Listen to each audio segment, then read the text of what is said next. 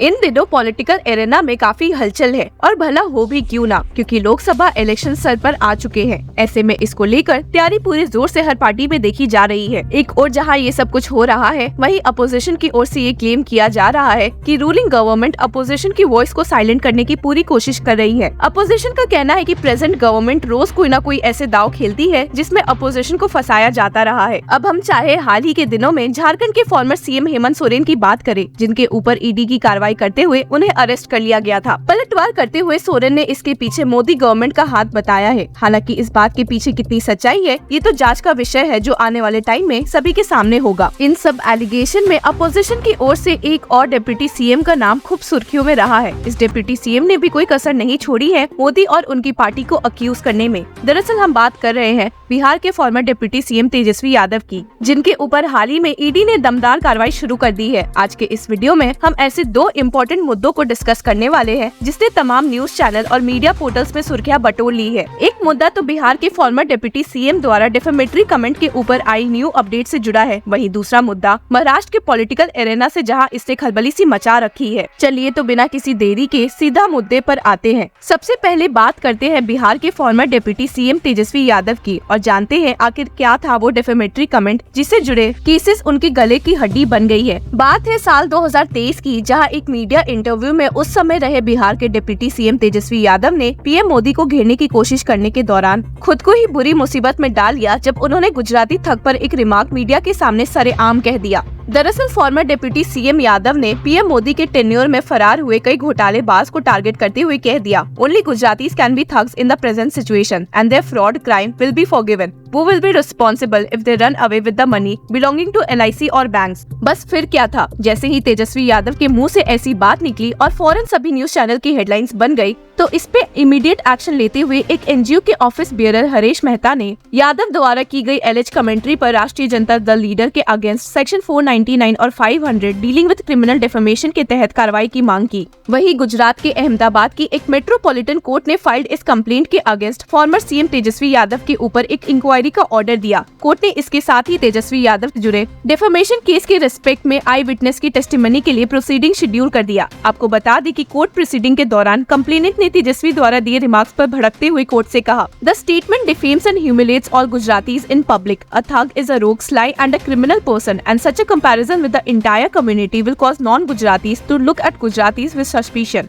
Complainant का गुस्सा यही शांत नहीं हुआ, उसने तेजस्वी यादव के अगेंस्ट समन इशू करने की बात कोर्ट के सामने रखी। साथ ही अंडर द लॉ कड़ी से कड़ी सजा की भी मांग की। वही मामले की पेज को देखते हुए RJD लीडर तेजस्वी ने अपने डिफेमेटरी रिमार्क्स को वापस ले लिया। साथ ही इस मामले में सुप्रीम कोर्ट का रुख किया, जहां उन्होंने सुप्रीम कोर्ट बेंच से उनके ऊपर हुए क्रिमिनल प्रोसीडिंग के मैटर को अहमदाबाद कोर्ट से किसी और कोर्ट में ट्रांसफर किए जाने की रिक्वेस्ट की। आपको बता दो कि सुप्रीम कोर्ट में इस मामले की सुनवाई जस्टिस अभय S. ओका और उज्जवल भुवन की बेंच के सामने हो रही थी, जिन्होंने कंप्लेनेंट को जमकर फटकारते हुए पूछा है कि आखिर क्यों तेजस्वी के ऊपर अभी तक इस मामले में केसेस चल रहे हैं, जबकि उन्होंने अपने स्टेटमेंट को विड्रॉ भी कर लिया है। Supreme court bench stated, why should the prosecution continue when he has withdrawn the statement. इसके साथ ही सुप्रीम कोर्ट बेंच ने इस मामले को नेक्स्ट हियरिंग के लिए लिस्ट कर दिया।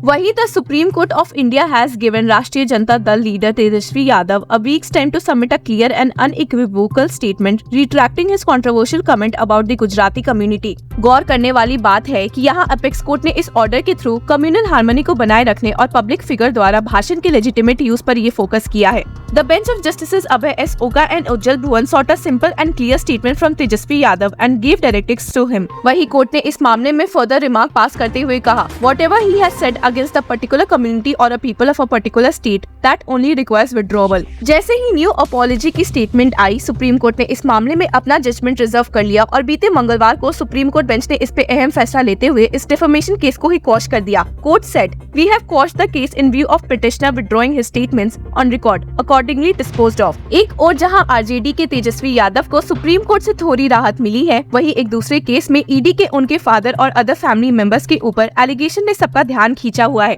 ये तो थी बात बिहार की। अब रुक करते हैं महाराष्ट्र से आई सनसनीखेज खबर ने, जिसने वहाँ पे खूब हल्ला मचा दिया है। दरअसल हम महाराष्ट्र के फेमस चाचा भतीजे के जोड़ी की बात कर रहे हैं। जी हाँ, आपने सही गेस किया, हम बात कर रहे हैं शरद पवार और अजीत पवार को लेकर, जिनका मुद्दा इन दिनों काफी हाईलाइटेड है। जहाँ पिछली बार इलेक्शन कमीशन के फैसले ने महाराष्ट्र पॉलिटिक्स में कोहराम मचा दिया था और जिसको लेकर चाचा भतीजे के रिश्ते में काफी दरार और बरसी गई है। आपको बता दूं कि इलेक्शन कमीशन ने पिछले हफ्ते एक अहम फैसले में शरद पवार को बड़ा झटका देते हुए नेशनलिस्ट कांग्रेस पार्टी की कमान अजीत पवार को सौंप दी है सारे टेस्ट कंडक्ट करने के बाद। साथ ही उन्हें पार्टी सिंबल के रूप में क्लॉक सिंबल भी अलॉट कर दिया गया है। जहां इस खबर ने खलबली मचाई, वहीं इस फैसले को लेकर सभी लोग एक सुर में इसका विरोध करने लगे। उद्धव ठाकरे फैक्शन ने जहां इसे मर्डर ऑफ डेमोक्रेसी डिक्लेयर किया है, वहीं शरद फैक्शन ने इसको लेकर जमकर रोड प्रोटेस्ट किया। शरद फैक्शन का कहना था कि अजीत पवार ने अपने ही चाचा की पार्टी से उनको प्रेसिडेंट पोस्ट से बाहर निकाल फेंका है, जो कि बहुत गलत है। इन्हीं बढ़ते प्रोटेस्ट पर पहले से चौंकने हुए अजीत पवार ने सुप्रीम कोर्ट में पहले से ही एक कैविएट फाइल कर दी, ताकि इन फ्यूचर जब भी सुप्रीम कोर्ट में इस मामले में शरद फैक्शन इलेक्शन कमीशन के डिसीजन को चैलेंज करते हुए जाएगी,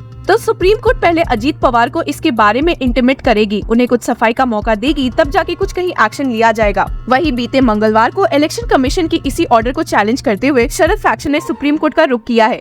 आपको बता दूं कि 27 फरवरी को महाराष्ट्र की 6 राज्यसभा सीट पर चुनाव होने वाले हैं, जिसके मद्देनजर इलेक्शन कमीशन ने शरद पवार को न्यू पार्टी नेम चुनने की लिबर्टी दी है, जिसके बाद एक्शन लेते हुए शरद पवार ने अपनी पार्टी का नाम नेशनलिस्ट कांग्रेस पार्टी शरद चंद्र पवार रखा है। आने वाले लोकसभा और राज्यसभा के चुनाव को ध्यान में रखते हुए शरद पवार ने सुप्रीम कोर्ट का रुख किया है।